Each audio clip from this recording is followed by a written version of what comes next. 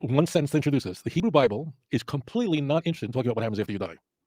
Because the Hebrew Bible, whatever you think, whether you're an atheist or a believer, they, whoever wrote this book or inspired this book wants you to behave in a certain way. And it's telling you this behavior is the illicit and this is illicit. And here's what will happen to you if you don't behave the way, okay?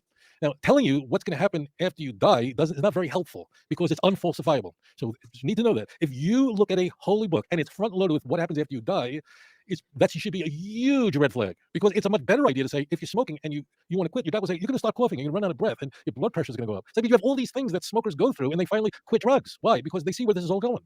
It doesn't make sense. So I just need to say that Tanakh is not interested in that because all these religions claim these awful things happen after you die. Like what happens if you bet on the wrong horse? How dumb! I mean, if you were God and you really can control the weather and the cosmos and history, like why would you threaten people with what happens after you die? Okay, done that part.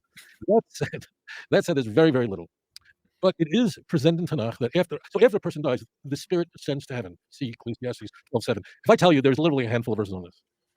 So whatever happens after you die, the body is decaying in the ground. That means the senses we have, we can't see, we can't hear, and it's a completely spiritual realm.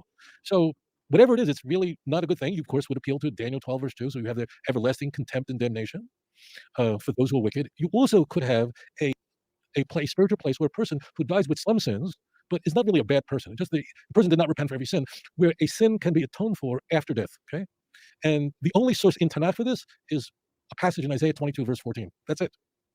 For the righteous, it's in the presence of God, in a completely spiritual realm that's called Olam Haba, the world to come. Whatever it is, it's a really good thing. Okay, and then at some point in history, there's the physical resurrection of the dead. Again, there's only a few verses in Tanakh that explicitly describe this. We have Isaiah 26 verse 19 as an example, mentioned Daniel 12 verse 2. And then there's the physical resurrection where the soul goes back to the body and then physically resurrects from the dead. The Greeks thought we were insane for believing they couldn't stand that, and you can see that Greek element in 1 Corinthians 15.